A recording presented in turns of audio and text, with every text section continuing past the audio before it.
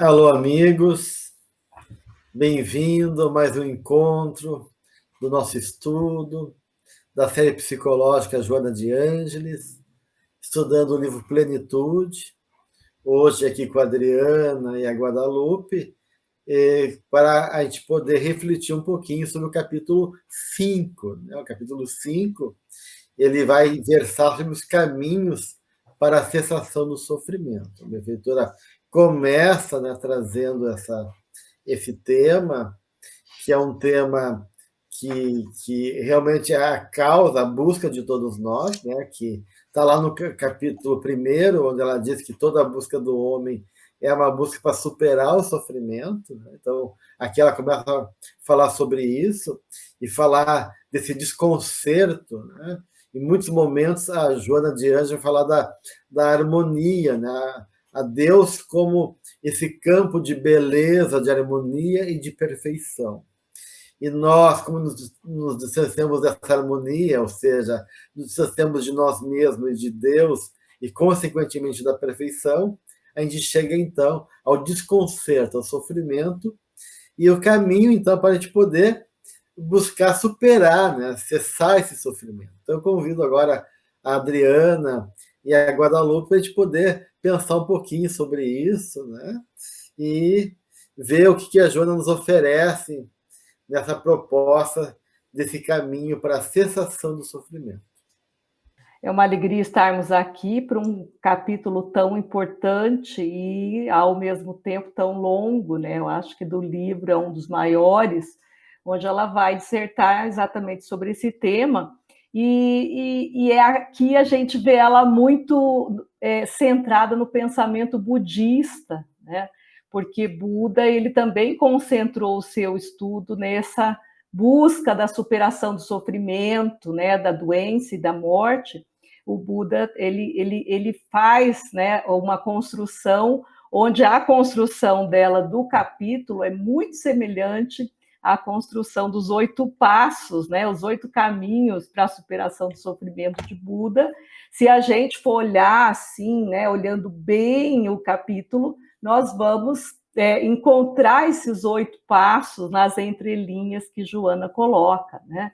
Então, aqui ela vai dizer que o espírito, ele é a causa, né? O nosso sofrimento, ele está baseado, ele tem como base, como causa os nossos desconcertos, né?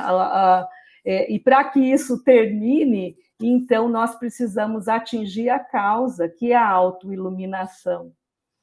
Né, Guadalupe, o que você acha um pouquinho disso? É tão longo, mas ao mesmo tempo tão profundo esse tema. É verdade. Ela, um pouquinho antes da gente iniciar o capítulo, né, no livro, claro, tem a questão 132, qual o objetivo da encarnação dos espíritos, e ali, então, vai se lendo, né, do livro dos espíritos, dessa questão de o espírito suportar a parte que lhe toca na obra da criação. Então, isso também me vem muito quando eu vou lendo esse capítulo, desse aprendizado de que o caminho para a cessação do sofrimento, ele acaba passando por entender o que nós estamos fazendo aqui e dar o nosso contributo, e a partir daí, então, suportando as nossas questões, contribuindo para a obra como um todo. E eu me lembro um pouco do Jung, que uma carta, uma senhora, que eu não vou lembrar o nome, não era uma senhora, era um homem, né, está no volume 1, mas não me lembro, ele falava disso, né, que ele tinha que se preocupar com as questões dele, que ninguém era responsável pelo sofrimento dele, que ele estava muito à vontade, claro que são palavras totalmente minhas, né, mas que ele estava muito à vontade em viver a vida dele e suportar aquilo que fazia parte da vida dele, e que ninguém tinha nada com isso, não no sentido de excluir as pessoas, mas que ele sabia que tinha um tanto que ele devia viver. E isso me lembra muito essa questão dos caminhos para a cessação do sofrimento, da gente entender, enquanto ser espiritual, que é a partir de olhar nas entrelinhas do que está acontecendo é que o sofrimento vai cessando. Porque a partir do momento em que a gente vai entendendo o que está por trás de toda essa dinâmica, de tudo o que acontece, tudo vai ficando claro, até que chega uma hora que a gente percebe, olhando para trás, mas naquele momento, que o sofrimento nem era sofrimento. Era uma educação de um ser espiritual em formação. Né? Então, isso é a primeira questão que me vem, assim, de nós aprendermos a suportar, né? Mas não suportar de uma forma pesada, mas justamente carregar nossa cruz com muita vontade, com muita certeza de que tudo ocorre para o nosso melhor.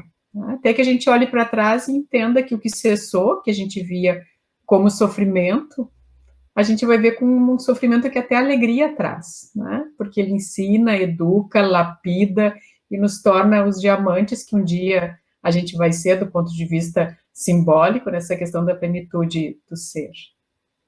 É interessante, né, que a Adriana começou a falar sobre os 8 caminhos de Buda, que, na verdade, ela vai se ocupar depois do capítulo 8. Né? No capítulo 8, ela vai falar de cada um dos caminhos propostos de Buda. Né? A gente vai ter a oportunidade de poder analisar cada um desses caminhos.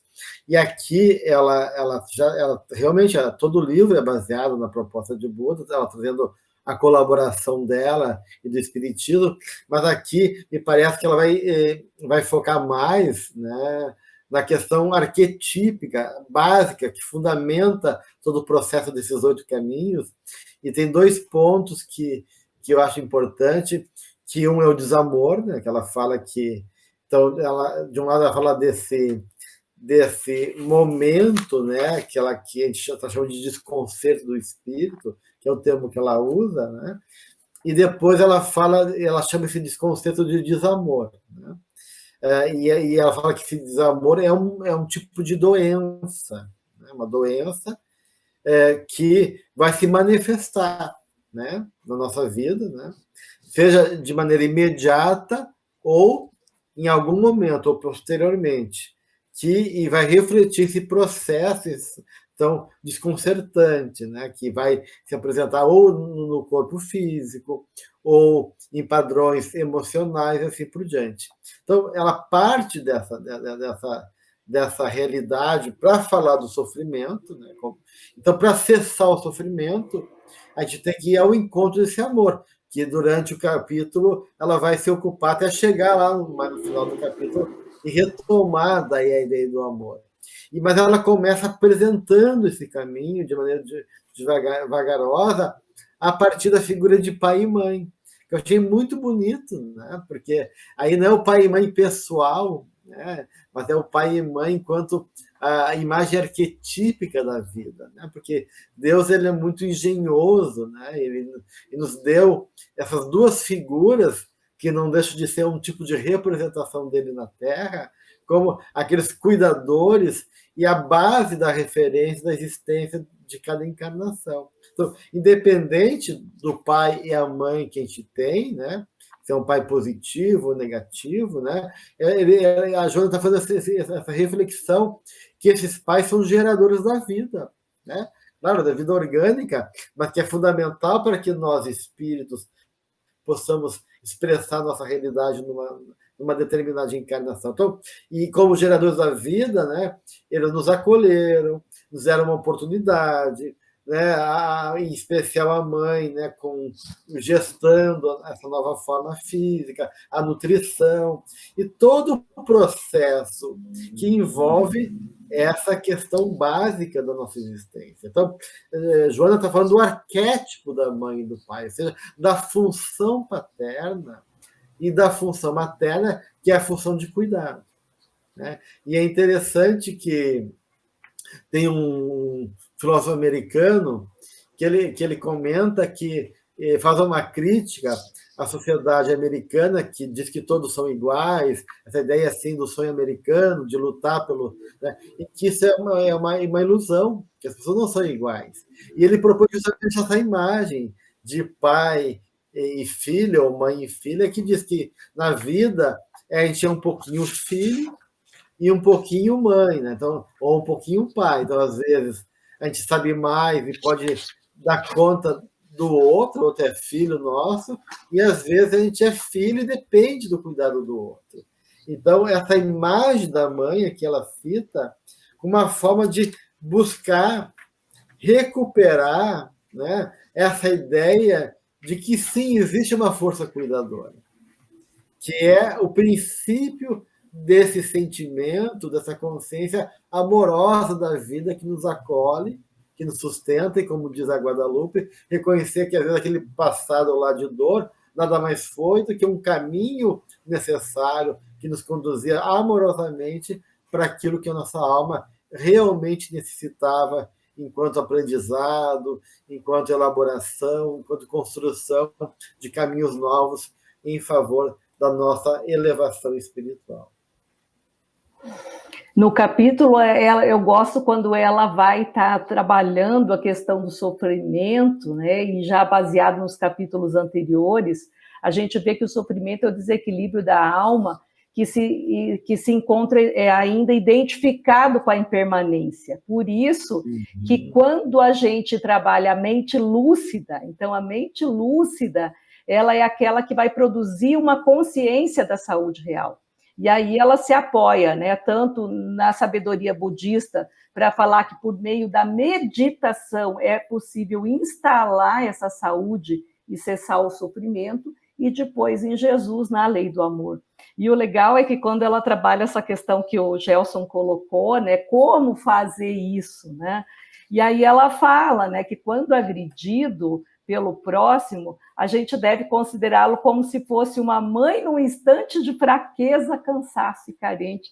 Olha que legal. Então, eu percebi, olha, esse ser que está, arquetipicamente, né, esse ser que está ao meu lado, que fez isso, por mim, não foi a mim que ele se dirigiu, mas ele fez isso em virtude desse grau do desenvolvimento que ele se encontra, portanto, ele fez. Então, quando a gente coloca essa figura arquetípica de mãe, né, a gente consegue fazer, não odiar, não sentir raiva, não, né, mas sim sair dessa condição e usar uma coisa que o Jung fala que eu gosto, ele diz a persona medit, então ele se referia a isso, a persona do médico, porque ele era médico, mas para mim seria se colocar numa terceira pessoa e olhar a cena, aquela pessoa me agredindo, mas não eu, Adriana, agredindo aquela Adriana, e eu de fora olho, e aí eu faço essa leitura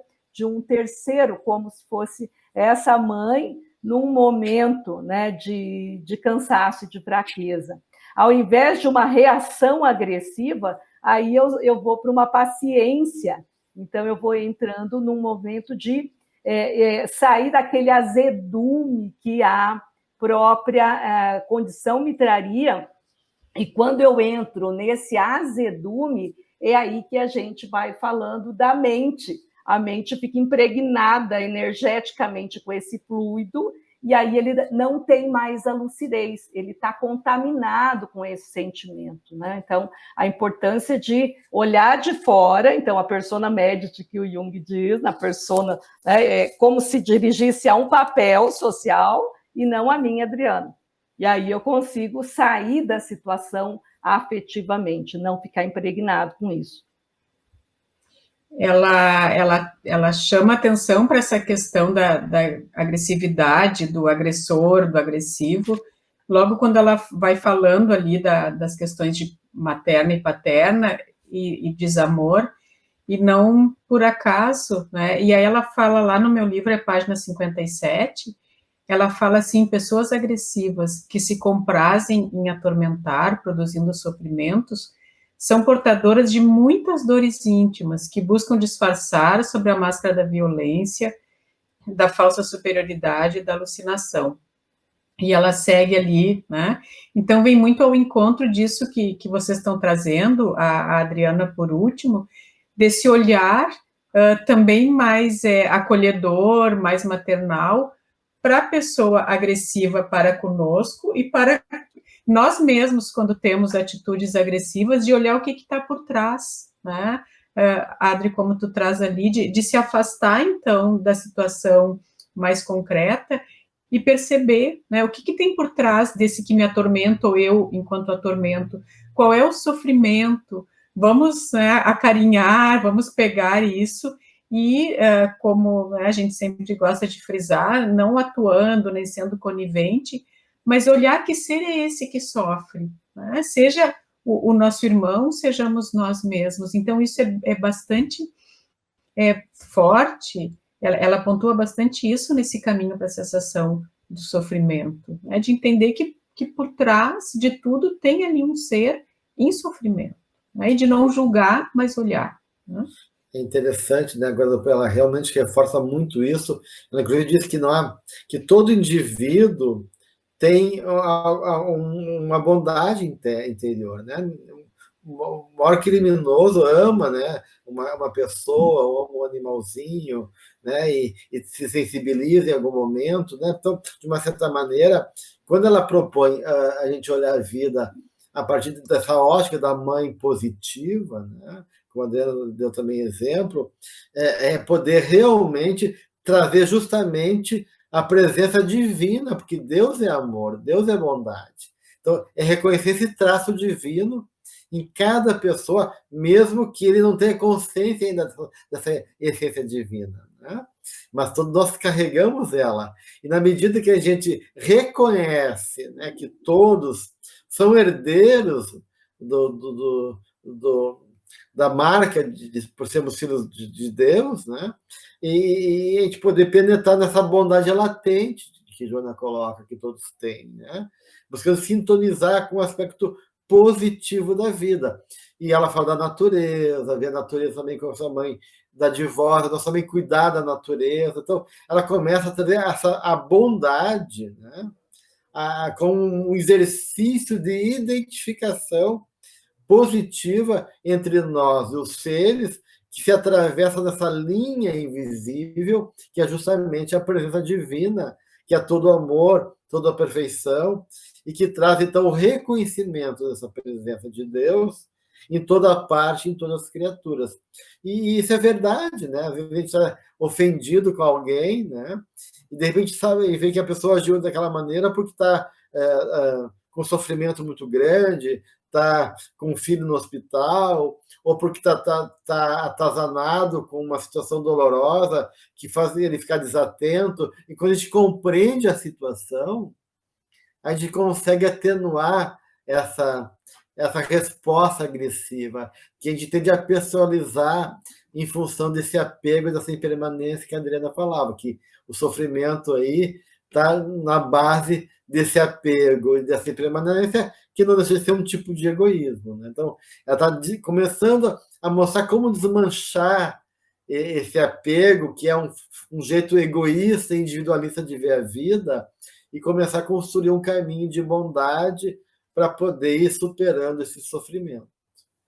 Por isso que eu falo que se a gente olhar nas entrelinhas, a gente já vai conseguindo sentir o que ela vai aprofundar depois, como os 8 passos do Buda, porque quando eu faço esse exercício de olhar para as pessoas como uma mãe, eu estou desenvolvendo em mim a afetividade, né?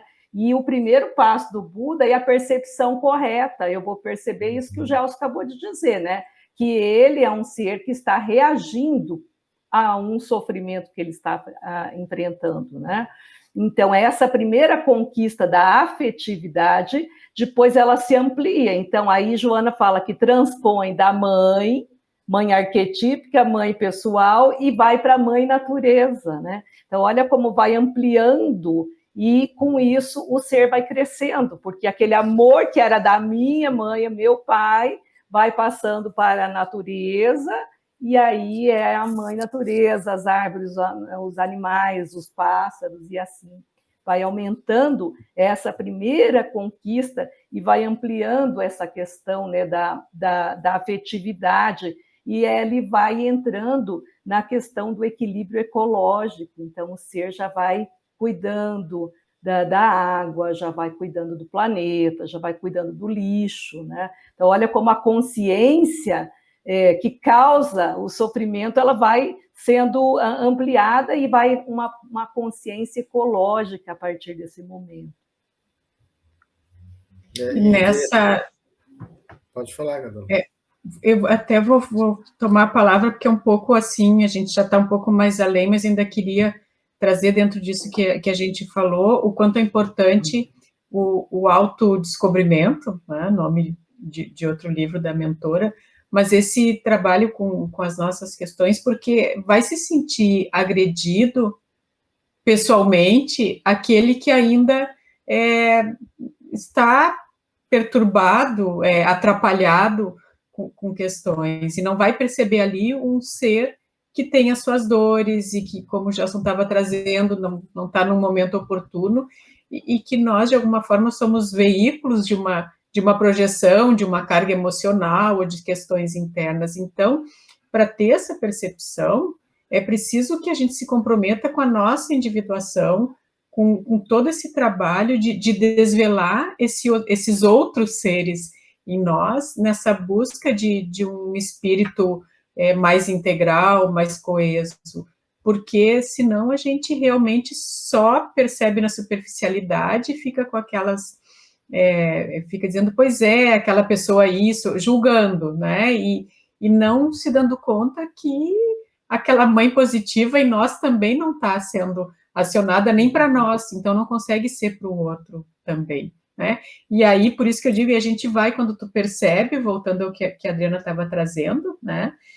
Aí sim, a consciência ampliada vai realmente conseguindo se conectar com questões maiores, digamos assim, da mãe natureza e do coletivo, mas sem se separar, sem se apartar de si mesmo, né, de si mesmo self e da sua realidade, numa dinâmica onde tudo acontece junto. Né? E esse desvelar que tu coloca, né, Guadalupe, nesse processo de descobrimento, é justamente a consciência dessa natureza divina. Por isso que ela fala que a bondade é um esforço, de um lado, de retribuir para a vida essa consciência do amor de Deus, né, das dádivas que a gente recebe, e também agir com bondade com a pessoa é mostrar para ela que ela também tem isso dentro dela, né, de não valorizar o lado transitório, infeliz, ilusório que ela está naquele momento vivendo, porque isso é um processo de alguém que não está em sintonia com a sua essência, né? E de uma certa maneira a gente vai, de uma certa maneira, lembrar, tu também é filha de Deus, tu também tem uma coisa boa dentro de ti. E eu reconheço essa coisa boa e acredito nela. Então, de uma certa maneira, quando tu age com bondade, tu evoca também o divino no outro e responsabiliza ele também com o seu lado divino. Né? Então, a gente gera harmonia, a gente gera um movimento positivo da vida, né? A gente estimula daí o melhor da pessoa. Então, é uma corrente positiva que a Joana está propondo aqui, que favorece essa condição de sermos herdeiros de Deus, né, em aprendizado, e poder lembrar que, como herdeiros de Deus, a gente carrega o melhor dentro de nós e temos que fazer uso desse melhor de alguma maneira. Então, acho bem bonito assim, o movimento que ela está fazendo aqui no capítulo. Né? E o interessante é que quando ela trabalha nesse despertar da bondade, onde identifica a bondade em todos os seres, aí ela vai para um aprofundamento ainda maior, que vai possibilitar o despertar da sabedoria no ser, que é o despertar da bondade que dorme em todos os seres. Então, ele identifica que existe uma bondade em tudo, mas ele desperta a bondade que há em todos. Por quê? Porque nós sabemos que com a dualidade luz e sombra, nós trazemos a luz e sombra, mas a princípio nós ainda estamos identificados com a sombra. Então é necessário, como o Gelson falou, que o outro às vezes venha despertar em nós esse olhar para o sagrado, esse olhar para o belo, para o divino que há em mim também. Como a Guadalupe falou, a partir do momento que eu me vinculo com a ecologia, eu sou parte dessa ecologia. E aí a gente entende quando Jesus diz, eu e o Pai somos um, né? Porque nós podemos, em algum momento, sentir um movimento de integração entre eu e esse ecossistema. Não adianta eu depredar a natureza, porque eu depredo a minha natureza junto. É uma coisa só. E a gente, com essa dualidade, né, e essa nossa visão unilateral, muitas vezes a gente se identifica com a sombra. E aí a gente não tem essa sabedoria, que é a segunda conquista. Então, olha como a Joana faz uma construção maravilhosa, né? O primeiro, o despertar da afetividade. A partir desse momento, eu identifico a bondade no outro e desperto a bondade que existe no outro em mim. E com isso eu adquiro sabedoria. Olha a evolução. E é muito bonito, né, a noção de amor que ela traz, que ela fala que o amor é a vibração do pai expandindo-se na direção do filho, né? Então a gente é inundado por esse hálito divino, envolvido, né, nesse amor que é a própria presença de Deus em nossas vidas, né? E aí, na medida que a gente começa a tomar consciência disso e nos movimentar em favor disso, né, a gente vai criando os valores espirituais. Ela falou assim, a coragem, o heroísmo, todo o sacrifício, a relativização dessa visão pequena do ego, que se expande e compreende de maneira mais profunda a vida, nessa ideia de sabedoria que tu traz, né, Adriana? E aí a gente vê que ela diz que onde viceja o progresso, se manifesta o amor, e vice-versa, onde há amor há progresso, né? Porque esse amor é sinônimo de saúde moral, que ela diz, né? Ele vai, aos pouquinhos, exalando a sua força e vai desmanchando, né, a desarmonia, reintegrando, renovando, criando saúde, criando paz, e por isso que ela vai dizer que a vida é impossível sem amor. Então, se a gente tem uma vida perfeita, uma vida em harmonia, é porque ela é sustentada pelo amor. Aqui eu me lembrei muito da passagem de Francisco de Assis com o irmão Lobo, né? Quando ela fala que mesmo os animais selvagens tornam-se amigos quando tratados com amor, mudando o instinto agressivo. Eu me lembrei muito de quando Francisco foi até o irmão Lobo, que a cidade inteira estava no encalço, né? Estava tentando caçar esse lobo, porque representava um risco para aquela sociedade, e ele então pede para que eles esperarem, e ele foi até o lobo e conversa com o lobo. Eu imagino a cena dele envolvendo o lobo com esse amor, né, que ele era todo amor, e aí, a partir daí, ele muda, né, esse instinto agressivo, e a partir daquele momento o lobo se torna um companheiro, onde a princípio ele levava alimento a ele, depois ele começou a acompanhar Francisco, inclusive dentro da cidade, e as pessoas não viam mais como um lobo feroz, selvagem, mas o amor de Francisco fez com que aquele amor, aquele instinto fosse domesticado, não domesticado, né, amarrado, essa coisa que, né, mas que ele pôde ser transformado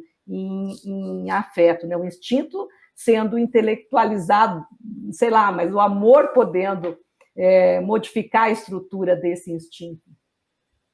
E ver como a gente pode trazer isso para a nossa realidade, né, dos instintos que fazem parte, né, de nós, o quanto o amor transforma, né, e vai transmutando essas energias que precisam ser elaboradas, mas que não são ruins na sua essência, né, a questão de direcionamento, de elaboração, e a onda energética, amorosa, e trazendo junto o irmão Francisco e trazendo a nossa realidade, ela que vai transformando. E ela fala muito sobre amor aqui, né? Um pouquinho antes tem uma frase que é muito simples, mas que eu gosto muito, que ela diz assim, no meu é página 60, sem o passo inicial, ninguém vence as distâncias. Então, isso traz muito para a nossa realidade, para o nosso mundinho, entre aspas, da gente entender, né, que tudo bem, tem um caminho longo, mas existem, apesar de equívocos nas nossas escolhas, existem também muitos acertos, e o que a gente precisa é dar o passo inicial, de onde está, para realmente conseguir se inundar dessa lei amorosa na vivência do Cristo em nós, né? Mas esse passo precisa ser dado, senão a gente fica ali, voltando um pouco, quando ela fala mais no início da projeção, enfim, fica projetando o outro pode, ou o outro é bom e eu sou ruim, ou o outro é ruim e eu sou bom. E não é disso que está se falando quando se fala de realidade espiritual e de evolução e de criação da consciência, né? Mas sim de vivenciar realmente o amor do Cristo a todo momento, né? É interessante que, ouvindo você falar, a gente vê que o amor é uma forma de razão, né? Não a razão da cabeça, mas a razão do coração. Então, envolve compreensão, envolve entendimento, envolve uma compreensão profunda do que a alma necessita. Por isso que ela vai dizer que a pessoa que ama, né, que o amor possibilita justamente todo o movimento dinâmico da vida, porque ela fala que esse amor nunca é inerte, quem ama não fica parado, que o amor não é inerte e que, sendo o amor a própria dinâmica da vida, ele precisa de movimento, e esse movimento não é o amor do ego, né, que está ligado àquela ideia de apego, do individualismo, mas é da compreensão do que a alma necessita, né? Porque o ego diz que ama, mas geralmente o amor do ego é uma justificativa de querer colocar em palavras bonitas o nosso egoísmo em prática, né? Então, né, seja uma mãe com um filho, ou entre casais, entre amigos, mas esse amor do ego, justamente, é uma necessidade minha e não do outro que está em questão. E ela fala que, justamente, esse amor vai, por não ser inerte, vai gerar essa compreensão real da necessidade do outro e um movimento, né, em direção a essa necessidade, seja pela piedade, seja pela compaixão, seja pela atitude, né, de paciência e tolerância, e tantos outros movimentos, porque o sentimento é o que dá o valor para a experiência, né? É ele que identifica e qualifica a experiência.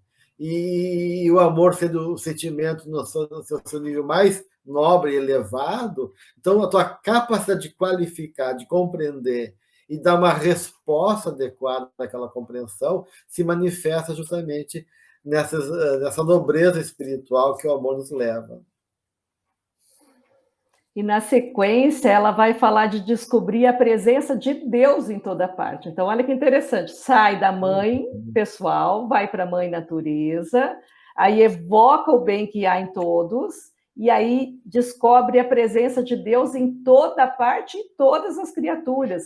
Mas é interessante que ela vai trabalhar a questão do intercâmbio consciente com todas as criaturas, porque ela fala, o intercâmbio existe, tudo está em tudo, né? Há uma interconexão com as coisas, as pessoas, né? Tem uma teoria que fala que pode cair uma folha lá do outro lado do universo, que de alguma forma vai repercutir em mim essa queda da folha. Então, há uma troca, um intercâmbio, aquela teoria das redes fala um pouco sobre isso, mas aqui ela trabalha essa questão de forma consciente. Então, eu vou estabelecer um vínculo emocional de intercâmbio e troca consciente com todas as criaturas. Então, tudo está em mim e eu estou em tudo conscientemente. Então, olha a evolução do pensamento.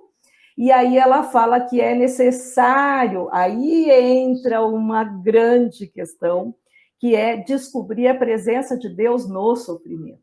Porque aqui é o ponto onde ela muda aquela visão de olhar a Terra como um vale de lágrimas, né? E agora olhar a Terra como planeta escola. Porque quando nós olhamos para Deus no sofrimento, uma intervenção divina em minha vida, eu vou aceitar conscientemente essa dor e vou agradecer essa dor, porque graças a ela eu me torno um pouco melhor. Pelo menos eu estou tendo a oportunidade de me tornar, pode ser que eu não consiga, porque somos humanos, mas nós estamos tendo a oportunidade. Então, eu acho belíssimo essa parte, quando ela fala que a gente precisa descobrir a presença de Deus no sofrimento e descobrir a sua bondade. Então, olha o tema bondade, perpassando por todos esses tópicos e nessa ampliação. Então, a bondade de Deus presente no sofrimento. Aí vai saindo, né, Gelson, do ego, que é esse ego sofrendo pela impermanência, e vai passando aí para o self, onde esse self compreende a importância da dor e o sofrimento nessa experiência a ser vivida. E a mim vai dando esse deslocamento do ego para o self. E a mim passa por isso que ela também nos ensina e traz de uma forma tão bonita e tão profunda, de que Deus é vida e vida é amor. E o quanto esse amor e a vida, Deus, né, é movimento. Então, é preciso esse movimento que impulsiona, não existe estagnação, não existe não relação. Então, vida e amor, eles nos chamam à ação, ao movimento e à contribuição. Né? Essa questão de contribuir, de aprender a servir, no sentido de estar consigo, mas estar com o próximo e de entender toda essa dinâmica da vida, que é amor e que é movimento, né? Movimento contínuo e a integração contínua. E a partir daí, volto a essa questão que a mim parece tão importante, que a gente vai entendendo que o sofrimento é a forma como a gente vê as oportunidades que a vida traz. Né? E, na verdade, é uma educação de nós mesmos, dentro da bondade divina, que nos proporciona situações que os nossos olhos de ego veem como sofrimento, mas que estão ali nos educando e nos impulsionando para que a gente se mova, para que a gente não fique parado, não fique, às vezes, numa situação que a gente acha que é muito boa, mas que está sendo extremamente perniciosa para a nossa evolução e para a evolução de todos. Né? Então, para mim, muito me toca essa questão de que Deus é vida, vida é amor, e tudo é movimento e relação.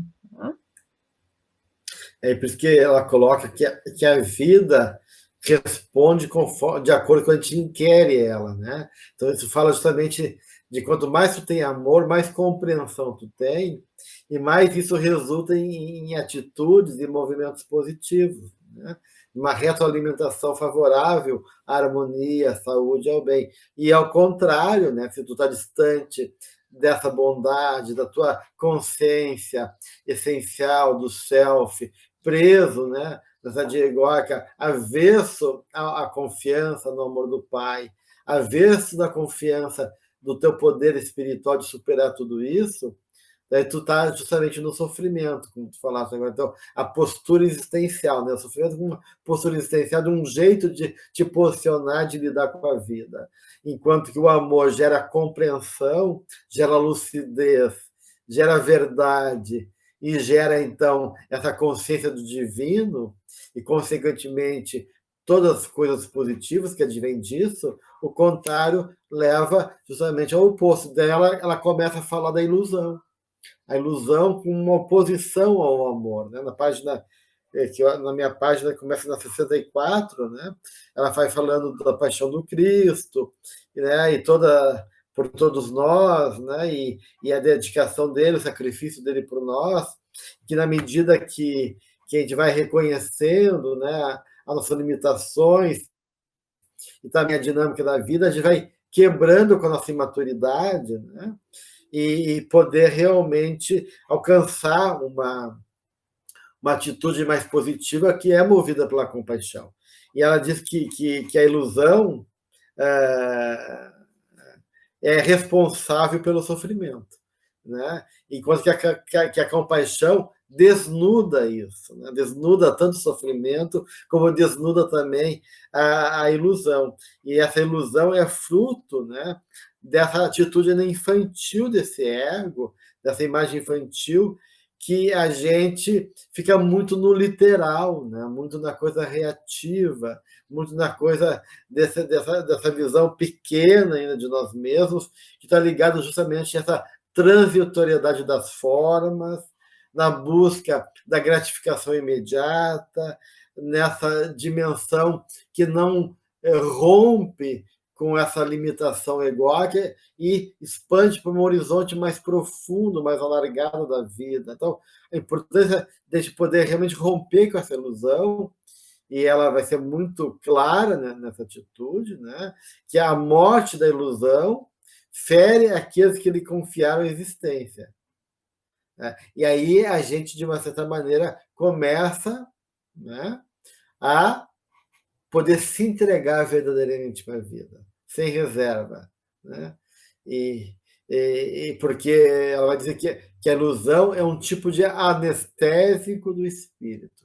A pessoa, na ilusão, vai ficar acomodada, encarcerada, anestesiada, na inconsciência, nas limitações de uma vida não vivida.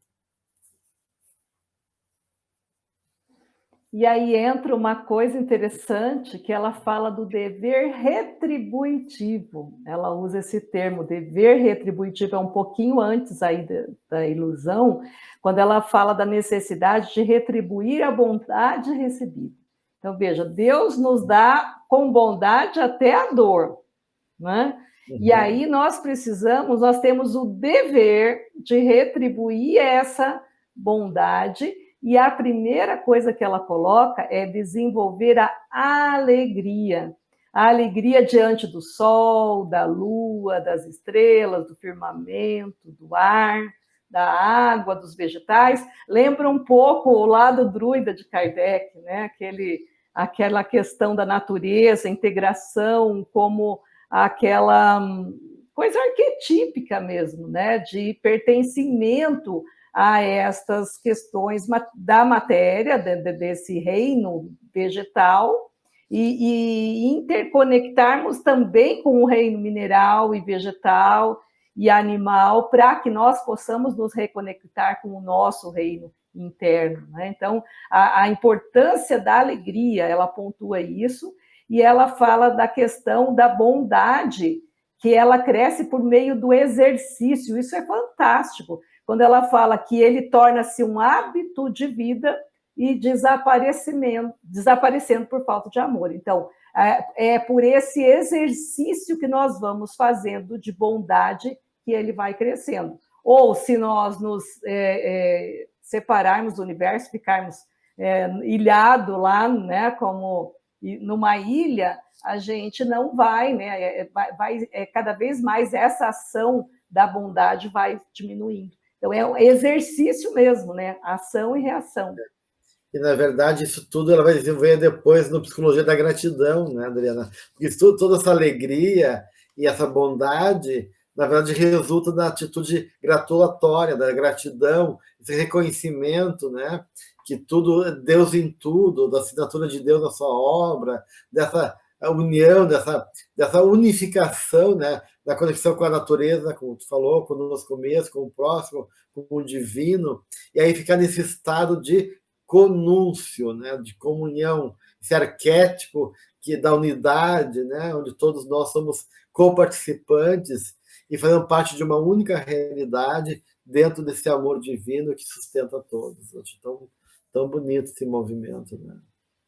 Essa questão da ilusão traz muito a questão que ela começou ali no capítulo da imagem de pai, de mãe, e de alguns de nós, né, da gente ter esse cuidado, porque às vezes fica ali o espírito desnutrido, se sentindo desamado, e vivendo de uma forma ilusória uma vida onde existem muitas possibilidades, mas onde ainda está preso lá questões muito rudimentares, né, que não foram trabalhadas, onde terceiriza seu sofrimento para outro, onde quer receber na boca um alimento que já tem condições de batalhar para receber, e todas essas dinâmicas que a gente, de uma forma ou de outra, acaba estando exposto, mas precisa perceber, né? Senão vive uma ilusão ali, numa infância espiritual, querendo que os outros façam por nós, achando que questões materiais vão suprir essa fome interna, né? Então, tudo isso também é muito importante que se tenha vista para olhar para isso, né? Para nada mais do que olhar, e a partir desse olhar, de onde cada um está, e se relacionando e se utilizando de um outro padrão de vida, outra forma de viver menos ilusória e mais conectada com o self. Né? Eu fico pensando nas pessoas, né, que não confiam no amor. A gente vê assim, mães que sacrificam seus filhos, eles são super egoístas e exigentes, ou mesmo em quadros patológicos, como psicopata, né, que, que controla o outro com o seu poder, que mata, que exige, e nunca chega, né, essa infelicidade daquela pessoa, porque, como tu disse, né, Guadalupe, não é que a vida não nos dá, a vida nos dá, e nos dá muito, né? E a gente fica preso nos detalhes pequenos, porque aquela pessoa fez isso com a gente, porque não tive uma mãe tão boa, porque a minha família era pobre, então a gente fica preso nessas, reforçando esse olhar negativo e não acredita na bondade do Pai, né? Então, tem duas coisas que a gente tem que superar. Uma é essa ilusão de que a vida não seja boa, né?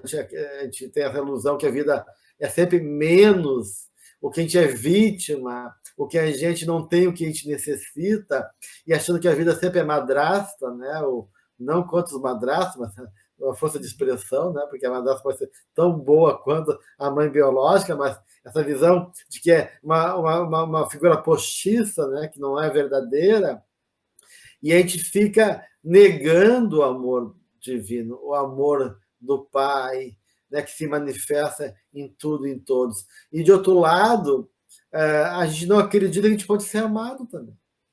Né? Então, às vezes a gente recebe, mas a gente não aproveita também o que a gente recebe. Não, então, às vezes a gente não acredita que o Pai é amoroso, a gente pode até acreditar, não, o Pai pode nos amar, mas será que eu acredito que eu sou merecedor desse amor? Até que ponto eu estou realmente aberto? Será que eu não crio também o sofrimento como uma forma de autopunição por não me perdoar, por não me acreditar que eu posso ser amado?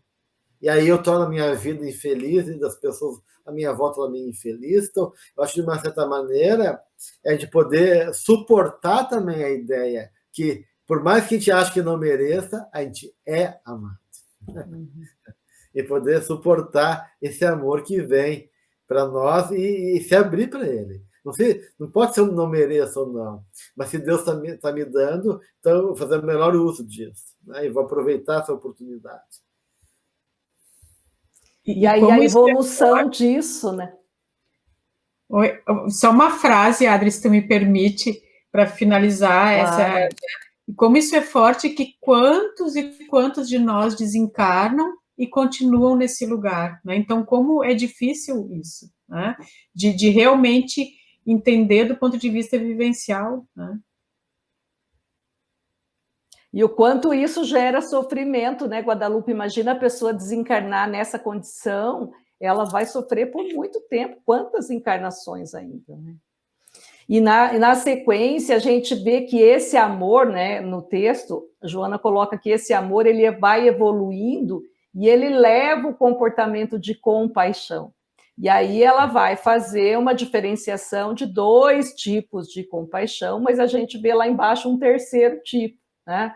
Então ela fala que existe uma compaixão perniciosa, que não é resultado dessa dinâmica do amor profundo, e que lamenta o sofrimento vendo como uma punição, uma injustiça, que é isso que a Guadalupe acabou de falar. Então, a pessoa, nesse caso, no exemplo que a Guadalupe deu, ela vai desencarnar achando que tudo naquela existência foi uma punição, uma injustiça, que ele é um coitado, que ele é uma vítima do destino, e ele vai ficar com uma compaixão negativa, perniciosa, porque ele vai se colocar no arquétipo da vítima, o coitado, aquele que não merece ser amado, aquele que não tem direito ao amor e nem amar e nem ser amado.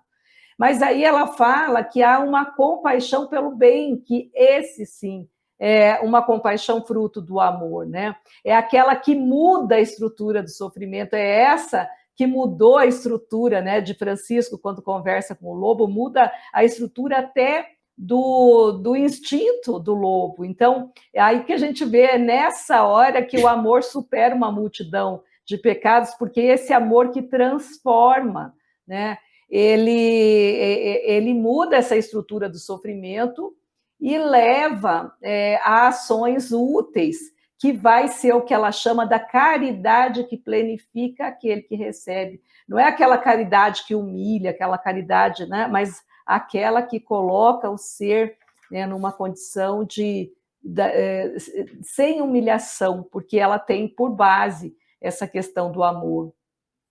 E aí culmina com a compaixão por si mesmo, não no sentido negativo, mas que a gente possa facultar essa visão realista da vida, impulsionando para o amor ao próximo. Então, ela é uma alavanca propulsora de progresso pessoal, social e coletivo, né? Cultural, enfim, para aquele contexto que a pessoa vive. E ela comenta, né, Adriana, que se a pessoa tem essa compaixão, se ela consegue realmente trabalhar nesse campo de atitude, de sentimento, ela vai começar a construir uma inteireza no seu comportamento. Eu me lembro daquela frase alquímica: a arte requer o homem inteiro. Então, começa a haver uma inteireza de atitude, de postura, que vai levar à abnegação, à transformação cada vez mais enobrecedor da vida. Então, essa inteireza de uma pessoa que está ali realmente vivendo mais plenamente a sua existência, né? E aberto para se relacionar, e aberto para aproveitar qualquer experiência, seja ela agradável, desagradável, desafiadora ou favorável, facilitadora, mas enfim, a gente entra no homem criativo, que a Joana coloca em algum outro momento, né, da existência, em contraponto ao homem astuto, que parece inteligente, mas é um homem ainda preso aos instintos, acomodados, e que se mimetiza, que se aproveita porque não se acredita e porque falta essa compaixão que tu falava aí, que dá essa abertura para a vida e a possibilidade, então, de eu poder me sensibilizar com o outro, com a vida, e ser atraído, né, por essa dinâmica divina que permeia a nossa existência. E essa compaixão, aí ela faz cessar o sofrimento, porque é exatamente ela que parte da emoção para a ação. Então, é nesse momento que o ser aprende a silenciar antes as ofensas, ele perdoa as agressões, esquece o mal que praticou, porque ele compreende que isso já é ele que necessita dessa ação, não mais pelo outro, mas por ele mesmo, né? Eu gosto ali quando ela fala... E aí culmina na iluminação, né? Um pouquinho antes ali, Adri, se tu me permite, eu gosto ali quando ela fala que o campo mental indefeso, ele faculta que as farpas do mal aí proliferem. Então, o quanto é importante a gente ter essa noção de responsabilidade, de maturidade para orar e vigiar. Simples assim de falar, né? Mas no dia a dia não é tão simples, porque senão a gente realmente fica indefeso, né? Psicológica, espiritualmente, e isso é muito complicado, né? Muito complicado, e muitos de nós realmente acabamos sendo vítimas de nós mesmos, no sentido de se deixando levar por como se fosse uma folha ao vento, né? Então ela aí usa o termo detergente do amor, né? Olha só, é que esse detergente do amor vai desmanchando essas forças negativas, né? E se a gente não se ocupa disso, né? Se libertando através desse detergente do amor, realmente tu abre campo para essa dinâmica frágil, né? Dessa mente indefesa, não cuidadosa, que, por sua vez, favorece todas essas, tanto pela sintonia espiritual, né, da Guadalupe, pelos processos nossos que a gente carregam, que começam a minar nossas forças, né? E aí a gente não tem defesa para elas. Mas tu ia falar do homem iluminado, né, Adriana? Que aí essa questão, aí nesse nível da compaixão, onde a emoção chega na ação, é aí que atinge a iluminação, né? A autoiluminação. E aí ela conclui o capítulo dizendo que somente iluminando-se o homem supera suas dores. Então, ela começa o capítulo falando, né, que o sofrimento é gerado por este desconcerto que existe no homem, e somente nessa evolução que ele vai desenvolvendo e vai se desenvolvendo, eu gosto da palavra desenvolver, ou seja, saindo do envolvimento, né, da estrutura egóica, que ele vai permitir que esse self se realize, ele se mostre. Então, aí ele vai erradicando as causas do sofrimento, e ela é, então, o esforço na busca íntima do self em relação ao ego, né? Então, esse é o fator-chave. Então, a autoiluminação pelo amor que vai superar uma multidão dos nossos pecados, né? É um processo longo, né, que exige esforço, como a benfeitora coloca, mas que nos leva a esse homem superior, esse homem que gera atos incomuns, né, nessa natureza que a gente ainda está descobrindo, que ela coloca ligado a essa chama divina. Então, essa autoiluminação é fazer que essa chama divina que dá dentro de nós acenda, né? Essa presença imanente de Deus possa realmente resplandecer, né? E chegar no seu esplendor daí, que é esse homem iluminado, né? E aí o homem daí iluminado, né, promove também, com certeza, né, o bem, a verdade, a iluminação em volta dele. Então, e aí a gente supera o sofrimento, né, consequentemente. Não que não vai continuar existindo dor e limitações na vida, mas eu não estou mais nesse lugar da tristeza, do lamento, da pequenez, da revolta, da vítima que a gente falava ali. Eu estou superando isso naquela proposta de Jesus. Comigo, o jugo é leve, o jugo se torna leve. E eu posso fazer o amor-sacrifício, que empreende tarefas difíceis, mas acima dessas pequenas coisas, porque eu estou em sintonia com o que é essencial, que é realmente verdadeiro, e estou planificado nesse pensamento divino que me envolve, da qual me sinto unido, e a ponto de dizer como Jesus, né? Eu e o Pai somos um só. Quem sabe um dia a gente chega nessa condição, né, gente? Tem uma frase dela que eu gostaria de ler, que ela diz: o indivíduo já não necessita da dor para alcançar as metas, pois o amor lhe constitui a razão do existir em sintonia com o pensamento divino. Então, isso é maravilhoso, né? A gente ainda necessita da dor como esse despertador para fazer esse convite, né? Esse chamado para que a gente saia desse comodismo e que faça esse movimento de autoiluminação. Muito bem, gente. A Guadalupe, alguma colocação a mais antes de a gente encerrar o nosso estudo de hoje? Não. Então fica o convite, né, para a gente poder realmente trazer a bondade para perto das nossas vidas, né? E o convite para o próximo encontro nosso, que é justamente o altruísmo, né? Um caminho natural naquela proposta do Evangelho que sem caridade não há salvação. Então, o próximo capítulo 6, a gente vai adentrar um pouquinho mais nesse universo do altruísmo e poder refletir mais sobre esse tema. Um grande abraço a todos, nossa alegria de estarmos juntos, estudando esse maravilhoso universo que a Benfeitora nos oferece através da série psicológica.